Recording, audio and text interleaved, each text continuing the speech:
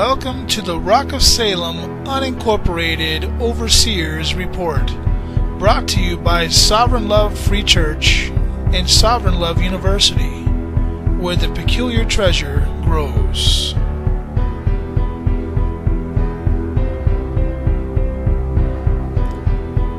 Here's your host, Rick Hidalgo.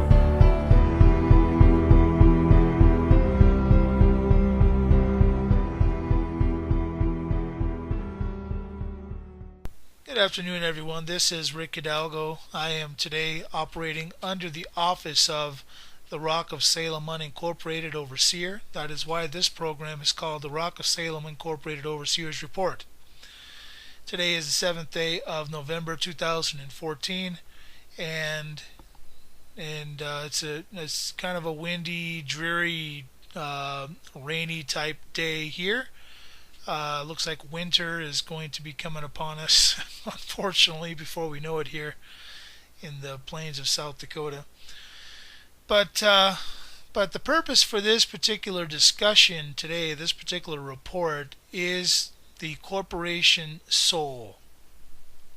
As many of you know who follow the House of Hidalgo show and who follow the Sovereign Love Free Church services that we do on both Wednesday evening and on Sunday morning, you would know by following us that we did use a corporation soul process. I want to go back and I want to kind of talk a little bit about the foundation and the reason why I've arrived at the conclusion that I'm going to be sharing with you. And it takes a little bit of history in order to do that, but when I was living in Florida, this was before 2006 when I moved up here to South Dakota, I ran across a website called hushmoney.org. That's Peter Kershaw. He's an attorney, and Peter Kershaw put together a fabulous array of information concerning the Free Church movement. And yes, there are Free Church pastors who have gone to jail for attempting to implement those things which Mr. Kershaw set in motion. And for that reason, there was another movement that came up. It was actually present even at the time of Mr. Kershaw's information, but after the fact, another gentleman rose up. His name was Pastor Joshua Greenwood, and he put together quite an impressive array of paperwork in order to really seal the deal for the corporation soul. I want to say I studied very deeply the hushmoney.org information, and it really, I really held it in high regard. I think that the information that Mr. Kershaw is sharing on that website is very vital, very important, and very true, very right. It is correct that we cannot serve two masters, and that really is the underlying theme of this entire movement, is the principle of serving two masters. Now, while both Mr. Kershaw and Mr. Greenwood attempt to handle the issues of the 501c3 church, I think the issue goes way beyond the scope of any kind of government intervention or any kind of regulatory schematics, any of that stuff. It goes way beyond that. It goes into the actual structure of what the church really is, and it goes into the actual nature of governance within a church. And that, I think, is what we're kind of all overlooking at this point. We're not following what I call the chain of title. And while Mr. Kershaw seems to follow that chain of title a little bit more closely in the stuff that I read of Mr. Kershaw's, I have seen some lining of that same mentality in Mr. Greenwood's text, the book he wrote concerning the corporation soul. look, let's face it. These are all great works, and they have their place. Okay, but I think it kind of goes on a novice and intermediate type of impact. Okay, if you're the church and you truly understand who you are, and what you need to be doing upon this planet, okay, um, you know, there comes a time when you have to start questioning the presumed authority. There comes a time when you have to start following the chain of title and ask yourself particular questions.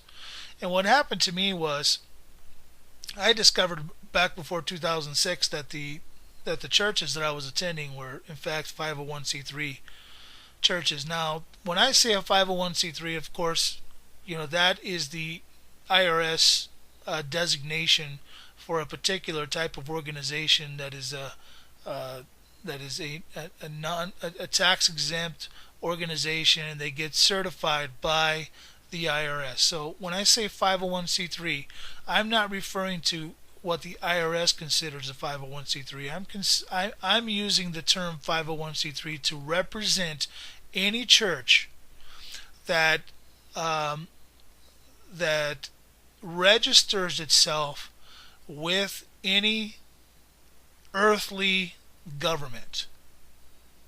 Okay, let's put it that way. When I use the term 501c3, that is what I mean. Now, we also have on the table, due to Mr. Greenwood's research, the 508 concept.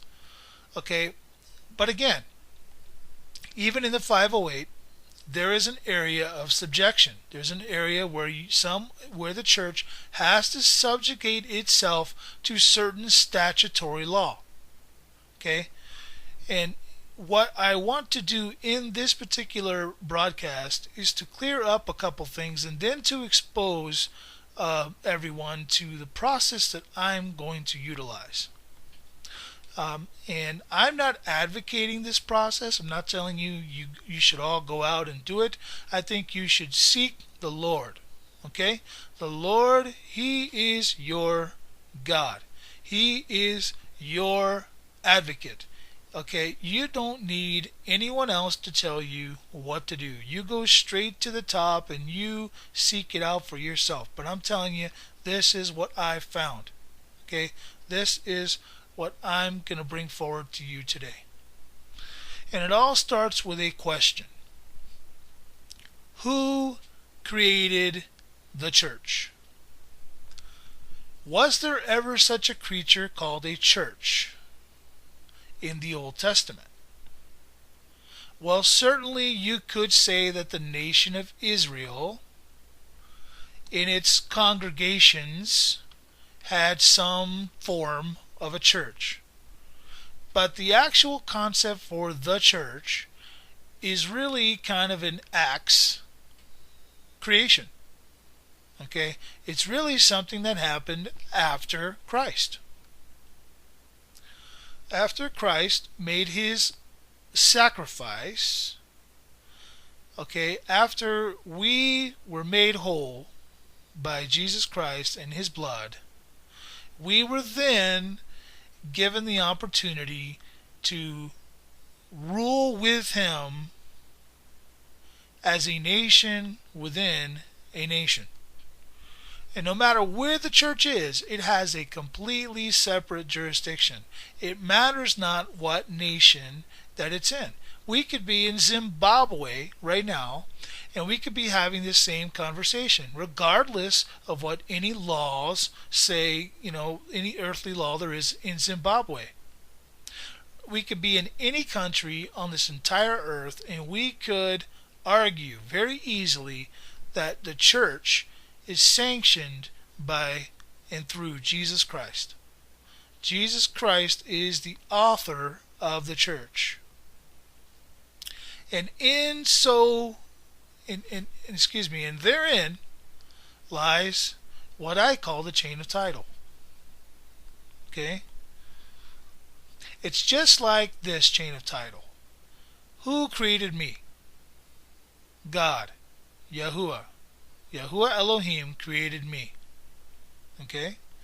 Now, Yahuwah Elohim, that's the God of creation who created me, okay, my personal salvation. He created me, and then I got together with others who were created by God, and we formed a government. Now, I'm talking about the American Republican form of government. Now, I understand that there are some nations who still have kings and queens, and that it is their understanding that all that delegated power that comes from God to rule is upon them. I understand that. I get that. That's something that they need to deal with. I personally don't think that there can be any kings after the King of Kings. Okay? I think the King of Kings came to end the days of the kings. That's my particular opinion. But again, you go study it for yourself and find out what you think. But I think we're all kings now. Lower kings, lesser kings. We're all under the King of Kings. We all have the ability to self-rule. And when that self-rule comes under fire or question is when we do something that hurts another. And when it comes under question, what happens?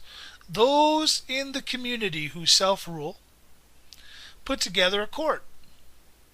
Is it a standing court? No, it's not a standing court. It is the people of the community. And first they put together a grand jury, and they asked the grand jury to investigate and see if it was a crime committed. Or if there was a high probability of an actual crime. Excuse me. Then the grand jury says yay or nay. If they say yay, well, let's start with if they say nay. If they say nay, no, there's no probability, and the grand jury of 25 people, 13 or more of them decided that, hey, you know what? There's really no. We don't see that there's a crime here. There's no possible crime. Then it's over. And it's done. Everybody goes home and goes their separate ways. But of 13, but of 12, oh, excuse me, I should have said 12 or less. Okay, but say no. I mean, okay, if 12 or less say no, if 12, okay, let me start over again. If 12 or less of those 25 say that there was a crime, then that's no good. There's not enough people. There's not enough evidence, and it's gone. You can't be brought back up again. Okay, not for that particular crime. And then same thing happens. Now, if they say yes, there is a crime, and most of that grand jury then says yes, there is a crime. Now it goes to a court of record. It goes to a jury trial, and now those jury members, all 12 of them, are the judge, and they judge both the facts and the law. Now you have to understand what I just said. They judge the facts of the case, and the law. Okay, well, what is the law that they're judging? It's whatever law they're using to prosecute you. Those 12 people are the jury. They are the judge. They are the tribunal, and they are judging that law. So they judge whether that law can even be used against you. You see? So what law do you suppose the people are using? Because there can be a lot of ambiguity concerning law. In this country, you might say it's illegal to text and drive. In Zimbabwe, it may not be. Okay, so how can it be a crime to do something there that's a crime here? See? Okay, there's no equality. Okay, so that equality comes from using the laws of nature. Law of nature says not to harm someone, not to harm their property. Right? It's real simple. See, that's the chain of title that we follow. We follow the chain of title. And here in America, we preserve that through our Constitution. We created a Constitution that told the government, enumerated certain powers, and gave them just certain powers that they could do on our behalf. Okay? So they were given a surrogate authority. Okay, now when they write laws within their surrogate authority, those are called statutory laws. Can they apply to us who created that government? Absolutely not. They cannot apply to us directly in any way, shape, or form because they weren't given the surrogate authority over us. They were given surrogate authority to do certain business transactions on our behalf. See? So now going back to the whole corporation soul thing. Okay? The church. Was the church given some kind of authority? Yes, it was. It was given authority. It was told what to do. It was enumerated. Go ye therefore and preach. Go into all nations, baptizing them in the name of the Father, the Son, and the Holy Spirit. We were given all kinds of enumeration. Okay? All kinds of things were enumerated. We were told to do all kinds of things. Those are those are the Constitution to us. Who are we? We are the officers of God. God made us His ambassadors, His representation. We are His reconcilers, ministers of reconciliation. Okay, so we are subject to those statutes that come down from God. Okay, so the whole Word of God is our law. And we have to understand it. And that's why we have churches. We come together and we teach the ways of Yahuwah, the ways of Christ. We teach those things. And everybody in the congregation understands those things as we teach them. And we can come together in this oneness of spirit under God and under Jesus Christ, and we can be the church. Okay? So that's just the background of where I'm coming from when I make these assertions. Okay? Now, let me tell you what actually happened. I had a particular way that I was going to go about doing my work. Okay? I was going to found a church under the headship of Jesus Christ, not register the church, okay, and I was going to operate an office within the church called a corporation soul, and we were going to make up some paperwork that gave the authority to the corporation soul, to handle the assets and the banking, that entire financial side of the church. That's what we were going to do. I got into a tremendous conversation with Mr. Greenwood, and it was a good conversation. Don't get me wrong, it was a good conversation. And by the end of it, Mr. Greenwood basically had me impressed to the point of understanding his particular way of seeing it. Okay? Which, again, there's nothing wrong with seeing it his way. I just think that there's a piece missing. Okay? Mr. Greenwood advocates that we register the office of overseer and successor, a corporation soul, through the state of Oregon, and that the state of Oregon has some of the most lenient, these are his words, the most lenient laws concerning the 508 church, okay, the 508 organization. Okay, that was Mr. Greenwood's approach. Now, here's where I have always had a little trouble with that concept, and here's where eventually I had to go off the track. Okay? When you give surrogate authority over to a government or a corporation or whatever you want to call it, okay, the state of Oregon in this case, when you give surrogate authority over to them by registering your goods or services, which in this case, registering an office through them, they are given authority, surrogate authority, over that particular uh, incorporated entity. And while today they may be lenient and may say, you know, um, may give you all kinds of benefits or privileges, the fact is they're benefits and privileges and they can be taken away.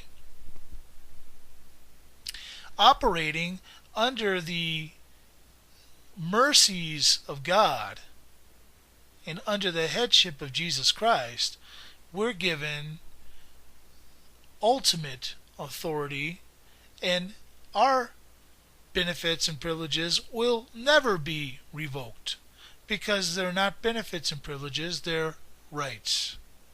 We're given unalienable rights through Jesus Christ. Okay? And as officers of the church that are obedient, as long as we're obedient, He promises to secure the church. Who's He? Yahuwah Elohim. He promises to secure the church. Again and again and again and again and again, all through Scripture.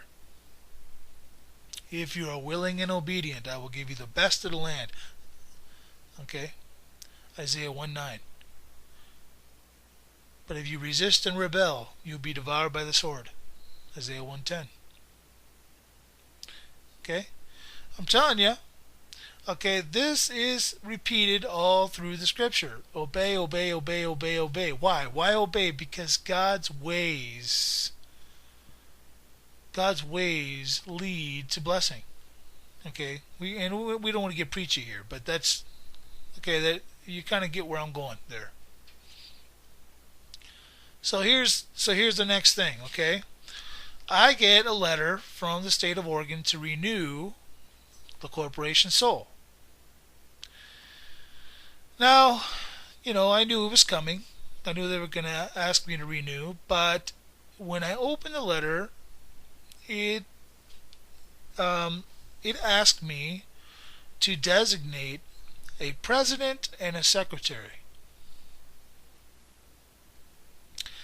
Now, I read through the statutory declaration that I filled out with Mr. Greenwood, which was the addendum, and which was actually the articles, the true articles of incorporation for that particular office, was this statutory declaration. I read through it and I didn't see where we enumerated any president whatsoever. We did enumerate a secretary, but we did not enumerate a president. And I asked the state of Oregon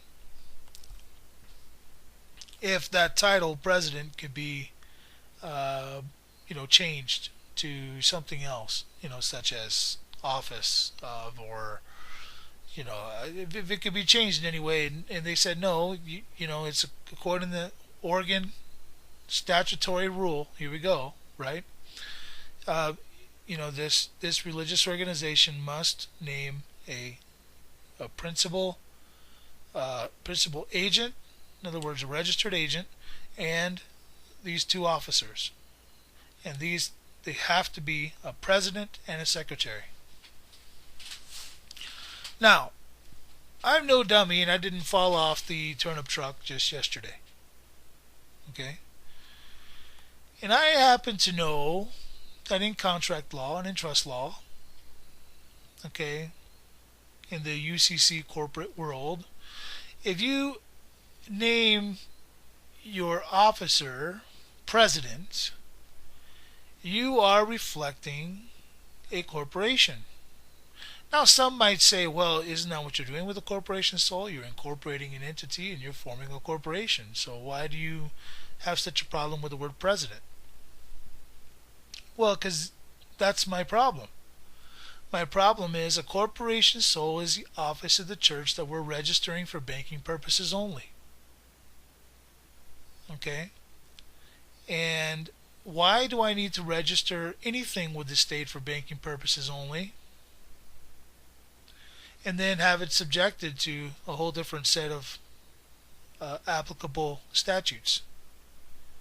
It just didn't make any sense. So I wrote the state of Oregon a letter, and I asked them if they would accept this, and they wrote me back and said no, that I had to enumerate a president and a secretary. So I'm rescinding the signature on the original application, articles of incorporation, that I sent, and I am out. I'm not doing the corporation sole because I believe that the principle of the matter is far more important. So here's what I'm doing. And if you have access to the internet, I would like you to follow along. If you go to therockofsalem.org and you click on the top where it says SLFC, that's therockofsalem.org, SLFC, and you click on that tab, it will take you to the church page. Now, the church, okay, you over on the right side of the page you'll see church governance, documents of the church. If you click on the Sovereign Love Free Church Constitution, you will see the Sovereign Love Free Church Constitution pop up. This is a copy with the signatures redacted, so nobody can steal and hypothecate the signatures or any cruel, criminal, crazy thing like that. Okay? But you can see what our Constitution enumerates. Our Constitution has a preamble, has Article 1, which is the name of the church, Article 2, the purpose of the church, Article 3, the offices of the church, enumerates the overseeing officer of the church, the other offices of the church, and then talks about the powers of the overseeing officer and the powers of the offices of the church. Article 4 is the governance of the church. It talks about organizational meetings, active congregants, and voting eligibility. The session gets into the boards of the church, what that means, creating statutes for the officers of the church. Okay, so the church itself can control the officers of the church. Okay, it can tell the officers of the church, including the banking officer, which we enumerated as the Rock of Salem unincorporated overseer. Okay, committees, so governance, court of the church, very important aspect, by the way. Very important aspect. Make sure you read that and understand where I'm going. And then Section 9, amending this Constitution, talks about how the Constitution can be amended. And then the autograph page at the end.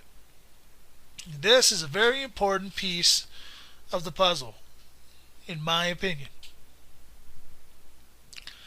Every church needs a constitution. Why? Because you have to have a governing document. Something's got to govern your church. Something's got to govern your church. Okay?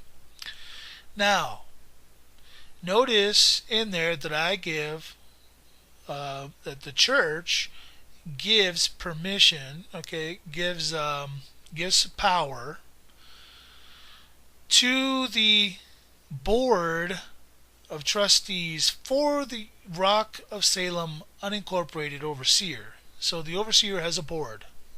Okay, his board is the secretary of the church and the successor to the office. Okay, which is my wife. The secretary is my mother in my particular case. So that is the top board in the church. That's the overseeing board of the church. Okay? At this point, those are the only people in it. In the overseeing board, I have members, but those are the overseeing board. So Sovereign Love Free Church's Constitution is piece number one. Okay. Now you can also click on Sovereign Love Free Church's covenant. Now the covenant just kind of talks about, kind of gets more into the idea of our purpose. It just further enumerates the purpose of the church. It's not really an important document, okay, as far as the governance goes. But the next one is extremely important. Private Ecclesiastical Declaration of Sovereign Love Free Church. Okay? These are the articles of founding and statutory declarations of church establishment and tax exempt status.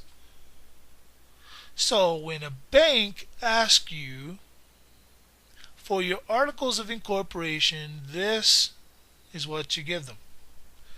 Articles of founding. We are not incorporated. We are founded. Founded upon the rock, right? Upon Jesus Christ. We're founded. We're not incorporated. So, articles of founding. This is what I'm doing. Tells the church name, tells about the church governing documents. I believe the Constitution and the Covenant are enumerated there, and other governing documents which may from time to time be prescribed by the church. Scope of powers. I have 3 authorized banking signatories. Okay. And by the way, in the Constitution of the church, you'll see in there how it authorizes the Rock of Salem unincorporated overseer to make IDs. It authorizes IDs to be made. I've made those IDs. They're banking IDs. That's the whole thinking there, is to create a banking ID. Okay, and then we're going to go into creating a contract with a bank somewhere, asking the bank to open an account up for us upon this set of paperwork. Okay, so it talks about tax exempt status. Okay, and what does it read like? It reads here that the Congress shall make no law respecting an establishment of religion, or prohibiting the free exercise thereof, or abridging the freedom of speech or press, and right of the people peaceably to assemble, and to petition the government for a redress of grievances. That is the first Bill of Rights. That's the first Bill of Rights. Okay? That is what the church should be standing on, as far as the Constitution for the United States of America is applied. Then it speaks to the fact that the covenanters, or members of the church, are citizens of the sovereign people of the United States of America. Let's break that down for a second. We're saying that we're not federal citizens under the 14th Amendment. We're saying that we are citizens of the sovereign people. Now, what does that mean? Another very important piece. It means that it was the sovereign people who created the United States of America. The sovereign people who ratified that preamble to the Constitution that says we the people. Those are the sovereign people. So we're saying that we are citizens of the sovereign people of the United States of America. You see, the sovereign people created the United States of America. They ratified it. They ratified the Constitution, which in essence created the United States of America. Okay, and it's enumerating that we are not federal citizens under the 14th Amendment, and in as such, The members of the church are party to the Constitution of the United States of America and protected by the public trust therein. And then I get into, even when coerced under color of law, the publications of the statutory taxing authority of the federal citizen, and we're saying we're not that, which are unapplicable to the unregistered church, freely admit the following. Okay? And we're just reminding them of what they say. Okay? Real simple. Now, one thing that Joshua Greenwood did really, really well is he took the points that the IRS has a character test. They have an eye test that they put on every church. And if your church has to have all 13 of these things, or else it's not considered a church. So if you have all 13 of these things in your declaration, you see, you're covering, right? Okay. So we have, declaratory statute as defined pursuant to the law of nature under common law due process. There's a declaratory statute, which is one enacted for the purpose of removing doubts or putting an end to conflicting decisions in regard to what the law is in relation to a particular matter, or putting an end to any ambiguity. Okay? Formal code or doctrine and discipline. These are things that every church has to have. Recognized creed, a form of worship. Membership not associated with any other church or denomination, and we are not. We are a free church, independent, not associated with any other denomination or church. Let's see here, organization of ordained ministers and ordained ministers selected after completed prescribed studies. In other words, there has to be a certain degree of study that one does before they become a minister. Church has literature of its own. Established place of worship. Regular congregational or regular religious services. Religious instruction of the young. Preparation for ministers. Mandatory exemption from filing annual information returns to the Internal Revenue Service. So we are claiming our mandatory exemption. Then you go down and you see the First Amendment. What's the First Amendment? Well, the First Amendment is the overseer, riding in office. It is hereby appointed that me, as acting pastor of the Sovereign Love Free Church, shall now be given the office of title of overseer. So what did I do? The title of overseer quickly made himself a badge, an ID, that says Sovereign Love Free Church Office of Overseer. It's got my picture on it, and underneath my picture it says the Rock of Salem Unincorporated, Overseer. And it has my EIN number. Now, why did I create the EIN number? Because the bank is going to want a number. This number is for banking purposes only, according to the IRS. So you see, we're really putting together quite a solid little deal here. But we're not incorporating it. And then the second declaration, the second, we're calling it the Second Amendment to the Articles of Founding, is the office of successor and the office of secretary. We're enumerating who those people are. Okay? And I made them IDs as well for their particular office. And we're going to go into a bank. We are going to insist that they open us an account, because I believe we have proper, legitimate paperwork.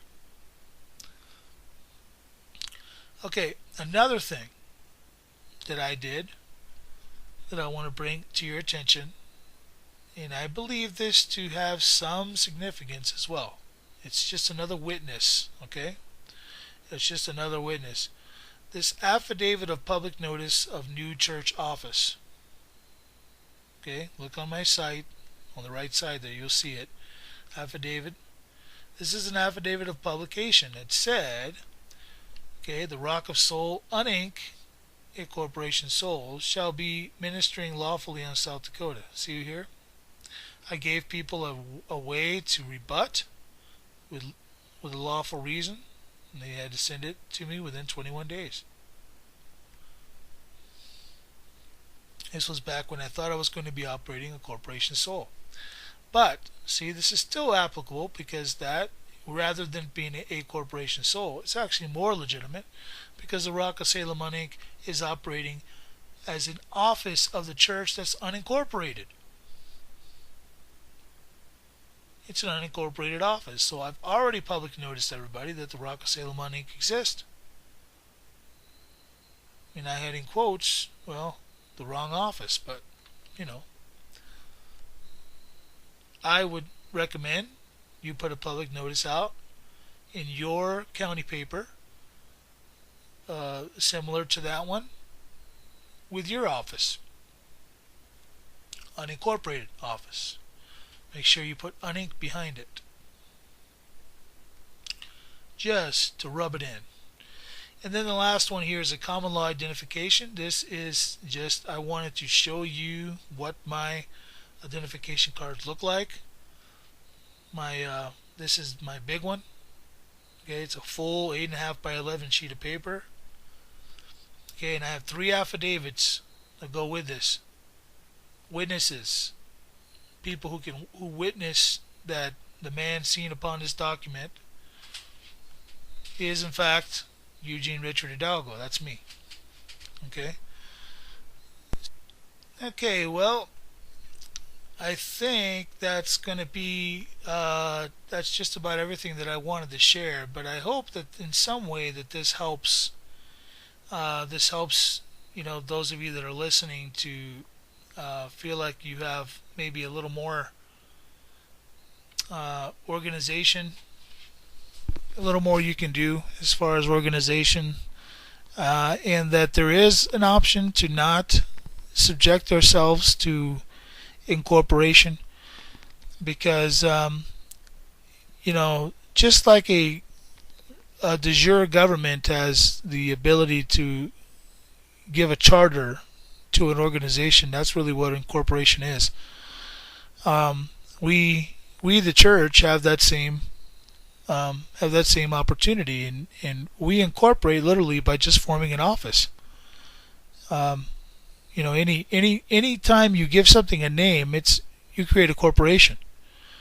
So we're giving it a name, we're giving it birth, if you will, but we're giving it birth within our particular structure, and we're not going to pawn it off and give it to someone else to raise.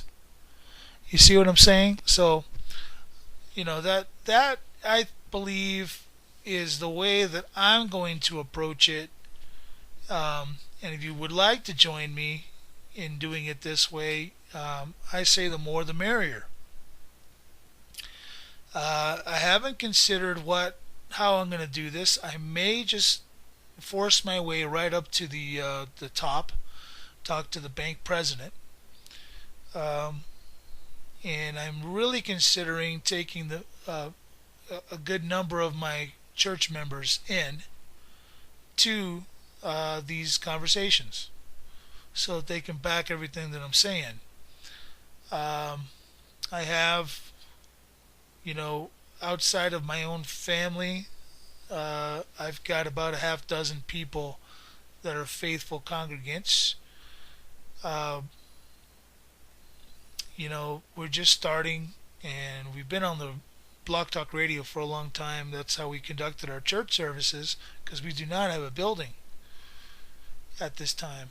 We do want to have some property at some point to be able to do some things. The building is much more to a church than a building, but we would like to have a building eventually, so we can put together some conferences and such that we can begin to educate the people because there are some good people out there I'd like to bring in. But this is where we are. This is what we're doing, and this is just where we find ourselves at this time. So with that, I want to thank everybody for taking out the nearly an hour of time here to listen to this broadcast. I hope that this first edition of the Rock of Salem unincorporated overseer report has been prosperous for you. If it has, please leave some comments down in the comment section. I'm going to be placing this on our good friend YouTube, and leave some good comments down there and let me know what you think. So with that said, God bless everyone, and we'll talk to you next time.